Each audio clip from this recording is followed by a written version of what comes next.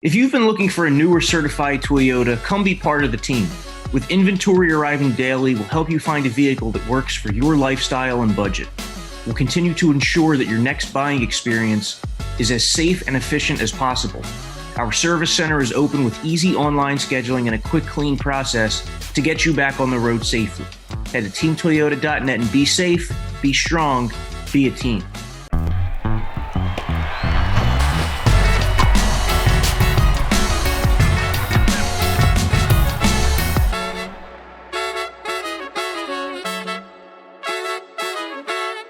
Well, the moment Phillies fans have been waiting for since the day the season ended has arrived. Bryce Harper is your 2021 MVP. Thanks for checking out the Phillies Talk podcast, presented by Team Toyota. Your hosts, as always, Corey Seidman and Jim Salisbury. And Jim, the announcement came moments ago from Phillies legend Mike Schmidt on MLB Network that Bryce Harper has indeed won the 2021 NL MVP. So, I mean, in your opinion, your case, give me your argument for why Bryce Harper is indeed the MVP and just a couple moments that immediately stick out to you when you think back on his season here in November. Yeah, I think he deserves it. I mean, when you look at the numbers, he has them. Led the majors in OPS. I think he led the National League in extra base hits. When you look at his amazing second half, he started 73 out of 74 games after the All-Star break, including 72 in a row. Hit over 330, had 49 extra base hits, led the majors in OPS in that span. I'm a big fan of guys who go that way in a season. Their performance continues to tick up. Big fan of second half explosions on contending teams, guys that keep that team in the hunt the whole way. And, though the Phillies were not a postseason team, they were in postseason contention until like the final 4 days of the season. They would not have been in postseason contention if it weren't for Bryce Harper and his amazing second half. Put that team on his back, carried it. I mean, they had lost a big bat in Rhys Hoskins, and and then Harper just picked his game up and continued to deliver. This after a bunch of nagging injuries in the first half. And in that first half, you mentioned, kind of moments that stick out to me. Aside from tonight, him winning the MVP of the National League, the big moment that sticks out for me is that April 28th game in St. Louis when he gets hit in the face. 97-mile-an-hour fastball, and at the moment you're thinking, is his face shattered? Is his season over? Is his career over? I mean, worse. You think worse. You think all of those terrible thoughts go through your mind, and to see him walk away from that and survive that moment that could have been life-changing, and then to just have the second half he had, carrying a Phillies team, keeping that Phillies team in contention until the final days of the season. To me, that his year had a little bit of everything. It had big numbers, and it had those special moments that even transcend numbers. His performance in the second half is surviving that blow to the face, and I really don't think you can even argue with Bryce Harper as the winner. And that was one of the most difficult MVP ballots that I remember in my 30 years of covering baseball, Corey. I think you could have made a case for, 11 or 12 guys to have won the award. But I do think Bryce Harper stands above them all. So congratulations to him. It's his second one. He joins, Jimmy Rollins and Ryan Howard and Mike Schmidt and Jim Constanti and Chuck Klein as Phillies MVP winners. And he's the 32nd major leaguer to win more than one MVP award. So, this is why Phillies ownership signed him, to have these, to win big awards like this and carry a team like that. It's one of the reasons they signed him. Not the biggest. The biggest is still get to the postseason, make a deep October run, win a World Series. They still have not done that in 3 years in a Phillies uniform. Bryce Harper's 3 years in a Phillies uniform. That has proven elusive. That's the next thing they need to cash in on here. But they have crowned a World Series winner. It's the Atlanta Braves. We're into November. It's time to crown the award winners, and Bryce Harper's the most deserving National League MVP, in my opinion. Jim, how about this? From the beginning of August until the third week of September, when the Phillies came home to face the Orioles and Pirates in that late season homestand. So from the beginning of August till then, Bryce Harper played 45 games, and in 32 of those 45 games, he had either an extra base hit, an RBI, or both.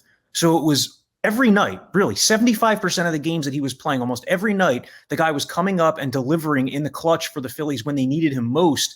It almost like reminded you back of Ryan Howard in those, 2005, 2006, 07, where he was just a monster in August, September. And I remember you and I sitting here early in the season and talking about how if Harper has that kind of a year, if he has that kind of a second half, potentially the Phillies could make it into the playoffs, and they didn't. This week, they had Zack Wheeler, who was the runner-up in the Cy Young Award. They had Harper win the MVP.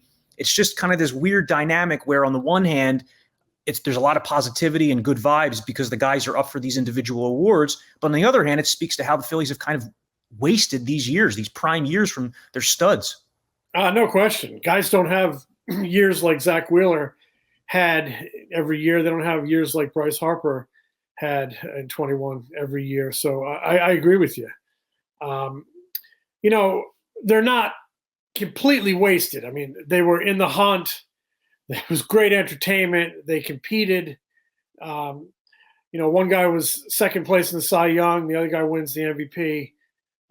But in terms of that word, wasted, squandered, you do have these seasons, and these teams exist basically for one reason, and that's to win championships, get to the postseason and win championships. And the Phillies have come up short on that. And when you have an MVP, when you have a second place finisher in the Cy Young, you have two seasons like those guys have. Yeah, I believe it stings even more not to make the postseason. It stings to begin with, and it stings even more when you have seasons like that and you don't get there. It shows how top heavy that roster is. It shows how much work they need on building the rest of it, building the balance of that roster. But if you're looking for positive, those are two really great building blocks. But you need to build in a hurry. Harper's 29 now. Wheeler is, 31? You need to build in a hurry. This is a big, big offseason for the Phillies with a lot of holes to fill. But, they got a number one starter, and they got a big masher in the middle in Bryce Harper. One of the contributing factors also in Harper winning, the other two finalists, Juan Soto and Fernando Tatis Jr., their teams were lousy in the second half. The Nationals sold off pieces at the trade deadline, and Soto was pretty much pitched around in nearly every plate appearance the second half, which kind of helps explain the ridiculous OBP. And I mean, there's no denying that he was awesome in the second half, but that certainly was a difference in terms of intensity that Soto was facing as opposed to Harper. Then there's Fernando Tatis Jr. His Padres faded down the stretch, ended up firing their manager. He remained a great player. There just wasn't enough around him. But, that certainly kind of played a role in Harper coming away with this award. Really piled up awards this offseason between the MVP, the Silver Slugger, the Hank Aaron Award, the Players' Choice Award for NL Outstanding Player, which tells you how much his peers think of him. Jim, I just wanted to get your thoughts, too, on the Zack Wheeler Cy Young race. Corbin Burnes wins in an extremely close vote. Burnes and Wheeler both got 12 first-place votes. This was one of the closest NL Cy Young races ever, and Burnes comes away despite pitching 46 fewer innings than Wheeler. An interesting race. On the one hand, you had these amazing rate stats. On the other hand, you had this big workload from Wheeler in a year when not many starting pitchers went deep into games or threw a ton of innings. What did you think of the way that shook out? Well, in years I have voted for the Cy Young, I have factored workload into my decision-making significantly. There was a vote a few years ago where it was a big factor. I forget which one it was. And I have a lot of respect for taking the ball, for going out there and giving your team innings like Zack Wheeler did. I mean, he was an absolute workhorse. When you stack up his innings pitched against the other two guys who were finalists, Burnes, the eventual winner, and Scherzer, you were talking, about 40 more innings, I think, which is, can be 4, 5, 6 starts. So there's great value in that, great value in innings. But, we see a shifting baseball landscape where front offices, they agree there's great value in innings, but they don't have to get all those innings from starters. and we see the win has become diminished. And so, a guy like Corbin Burnes with his, humongous strikeout rate, with his great control numbers. He opened the season with 56 strikeouts before he had his first walk. Absolutely incredible. He had a great season. And voters are looking at things through a different lens now. And, I respect all ballots. I respect all lenses that you might view, a player through. And, I just don't think for me, Zack Wheeler would have been my choice because of that workload. I just think, I think it set him apart. He did not have as good a second half as Scherzer or Burnes. But he carried a huge load for that team, for the Phillies, led the National League in strikeouts. What was he, 27 out of 32? He went 6 innings. So that's a workhorse. That to me is a classic starting pitcher. But, we're in a day and age where things are viewed a little differently. And certainly Corbin Burnes had a great season with those strikeout numbers, those control numbers. It's not his fault that he pitched mostly in a 6-man rotation because the Milwaukee Brewers, very progressive thinking team coming off pandemic. They were trying to protect their arms. He missed a couple of weeks with COVID protocol. They asked him to do a job, and part of that job was, get to the 6th inning, and then we're going to go to our really great bullpen.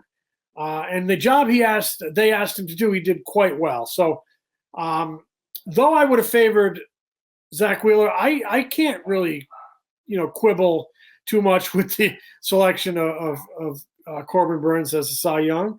He had a great season. To me, there were 3 guys or more who actually could have gotten that award and deserved that award. And I would not have batted an eyelash if Wheeler got it, if Scherzer got it, if Burnes got it. And Burnes ultimately got it in a really, really close race. And it should have been a close race because those are 3 great pitchers who had 3 great seasons, different kinds of great seasons, but great seasons nonetheless. I mean, Scherzer goes to the Dodgers, and again, I'm a big believer in impact on that team, impact down the stretch. He makes 11 starts. That ball club wins all 11 of them. He has a sub-2 ERA. If he won his 4th Cy Young, I mean, it's a tip-your-hat moment. I think any one of those guys would have deserved it.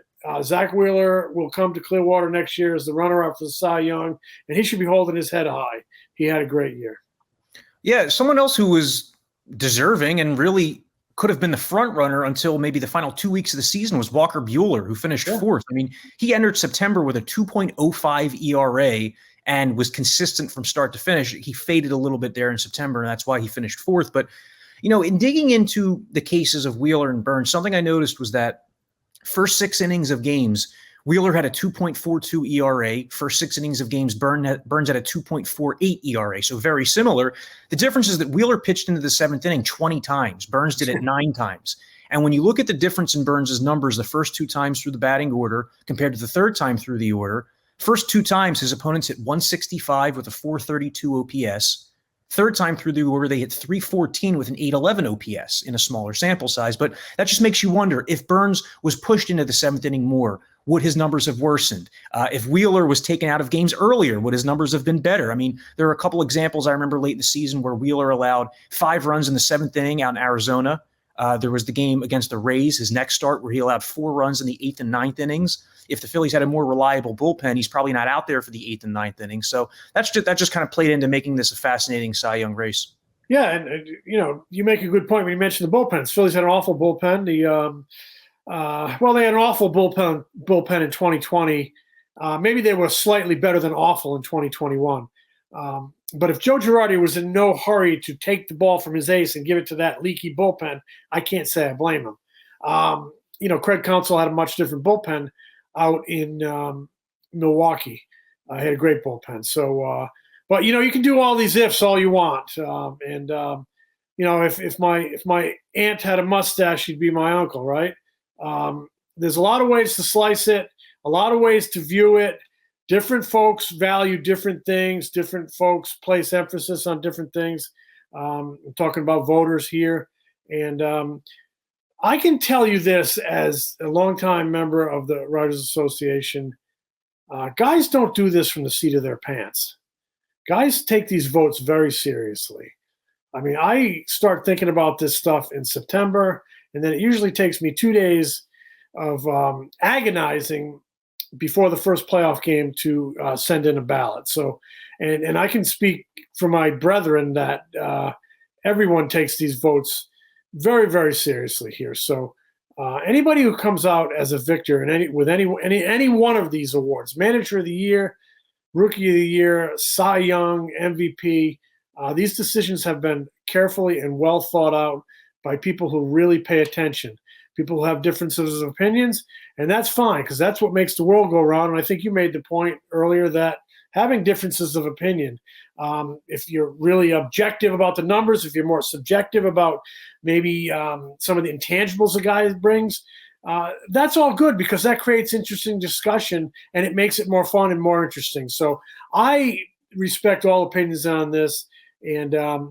I generally think the writers get it right, and I think they got it right on Harper, and I don't think they got it wrong on Burns.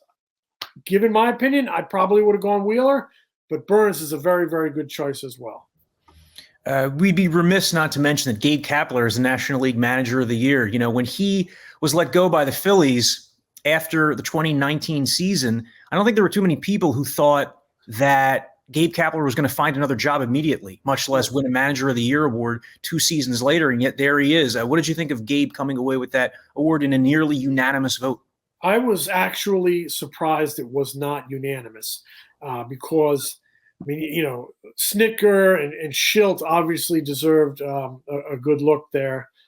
And I'm missing Craig Counsell. I mean, if it had gone to the postseason, you might have had other guys working their way in there. But, you know, I thought Jack O'Connell said it the best. He's the head of the baseball writers. When he introduced Gabe, he said Gabe Kapler, and the Giants now have been around, you know, for well over 100 years or 100 years or something like that.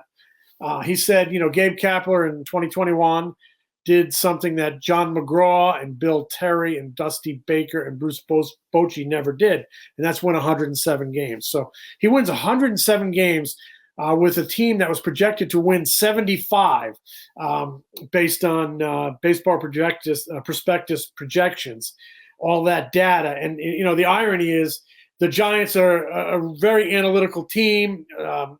They're very driven by data, and a very respected outlet, Baseball Prospectus, predicts them to have 75 wins, and they blow that away by a big number. That, you know, 75 was projection. They win 107.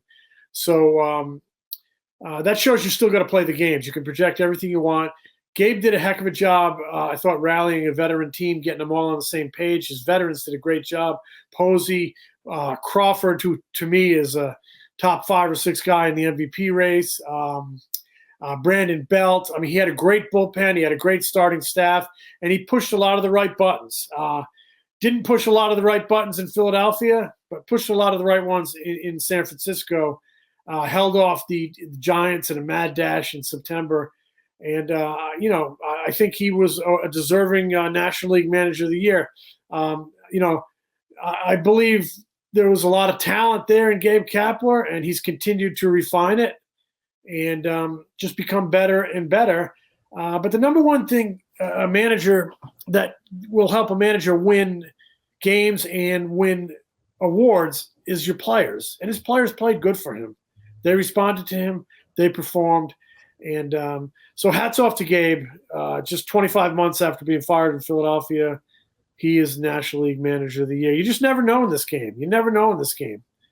You know, one day you're down, the next day you're up. So keep plugging.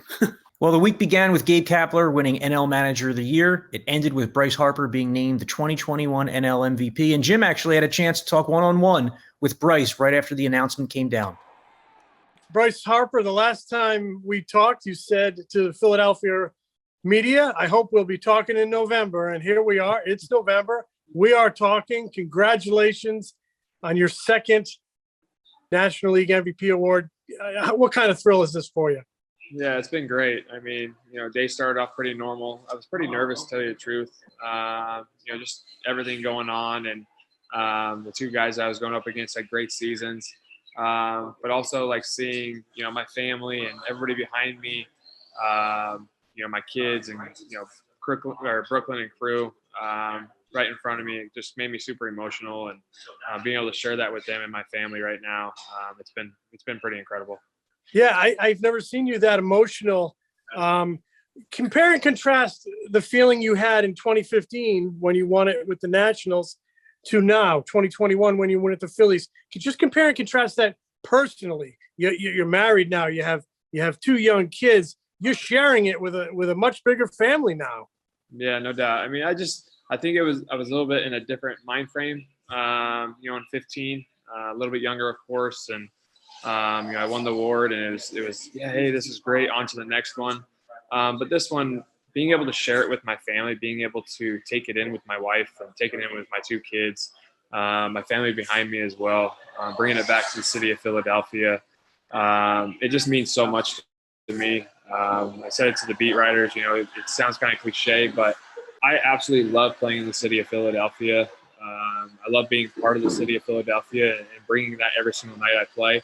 And we have some of the best fans in all of baseball and in all of sports. And I look forward to playing at the bank every single night. And it's just a blast being able to go there and do what I do. Well, speaking of your love for Philadelphia, I don't know if you saw it yet, but the Phillies put together a very cool video with some other MVPs around town throughout the years congratulating you. Guys like Allen Iverson, Dr. J, Eric Lindros, Bob Clark. I mean, these are icons in Philadelphia. What have you seen that? And what, did it give you goosebumps? Yeah, I mean, I saw the video for the first time pretty much when everybody did. One of my buddies actually came over and was like, dude, did you see this? All these legends telling you. And I was like, this is incredible. I mean, just for them to take the time to do that, to wish me, congratulations and all my MVPs and things like that. I mean, being able to have Mike Schmidt announce it was one of the cooler things I've ever been a part of. Him having the champagne glass, and he's a 3-time winner. He's one of the greatest Philadelphia Phillies of all time. One of the greatest third basemen of all time, if not the greatest third baseman of all time. I mean, the career that he had, Hall of Famer, 3 MVPs. For him to be able to take the time to do that meant a lot to me and was super special to me. So I want to thank him for that as well, because that's really cool for me. I mean, growing up as a baseball kind of nut, seeing that was really cool. Well, you and Mike Schmidt are in a special fraternity now as multiple time winners, and you're going to be here 10 more years. Who knows what could happen? I wanted to ask you, when John Middleton went out and signed you, it was a big show. A lot of money, a lot of responsibility. They knew they were getting a good player, a great player. But did you feel like you needed to come to Philadelphia and do something like this, win an MVP, to kind of validate all that attention and all that financial commitment and length of contract by the Phillies? Not necessarily. I just wanted to be Bryce. I wanted to put my best foot forward each day and play each night. I've told you guys years prior. I mean, I come in every single season ready to go, trying to win a World Series, trying to put the Philadelphia Phillies back into October for a long time, and that's what I want to do. We talk about numbers and we talk about seasons. We've during the season, you guys know I don't like talking about numbers. I don't like talking about anything but Philadelphia Phillies baseball. And I know I'm part of that, but also I have teammates as well. So when I come into a season, I try to be the best player I can.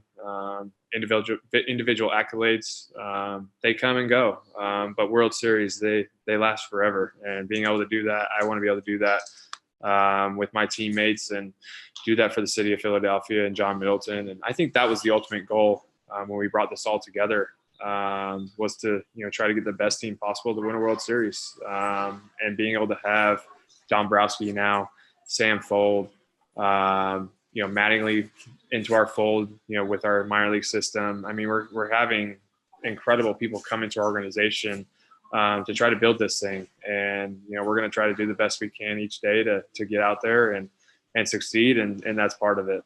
But also I'm going to enjoy this MVP. for a couple days until, I have to move on to 22. So tell me what you're most proud of in your MVP season. What accomplishment, something you did on the field? What moment are you most proud of? Yeah, I mean, I said it before too. I think just playing every single day in the second half, being out there, knowing that, I wanted to do that for my team, for the Philadelphia Phillies. I owe that to them. I've said that to you guys before. I owe that to them and the fans. But also 300, 400, 600. That's pretty cool. It's a pretty good stat line. It's pretty cool to be part of that. And then actually at the end of the year, when I walked in that final game, Tom's walked up to me and was like, "Hey, you need to get that baseball." And I was like, "All right." Like, for what, pretty much? And he goes, "I'll show you after the game." So I just being able to be in that company of the 4 outfielders, in a huge company of, the guys that did it before me. It's pretty cool to look back on that and see that. And I'm very, very humbled to be part of that. Now, how about getting off the mat that night in St. Louis? That's got to be something did that drive you after that, motivate you? Does it astound you that you walked away and continued to do the things you did this season to get that MVP award? Yeah, I mean, you guys saw me go through it. You did. You asked me about it, and I kind of chuckled a little bit and talked to you about it a little bit. But going through that was definitely tough. Getting hit by 97 in the face is no joke. So kind of getting through my wrist injury, with that on top of, the mental side of the game a little bit, getting back in the batter's box, was definitely tough. But kind of once I got past it, I felt good. I had a lot of support from my teammates and my wife, and from the Phillies as well. And just tried to put my best foot forward each night and try to get past it. I always, you talk about all-stars and trying to go to the all-star game, and the all-star game was actually kind of a blessing in disguise, me not going this year, getting away from the game, letting me kind of just decompress from it and then come back and be ready to go. I thought that was the best thing for me. Well, Bryce, what a night, what a season, what a memory, and what a beautiful jacket. Congratulations. Thank you. I appreciate it. Oh, look at that. Yeah. Look at that. Specially made? Yep.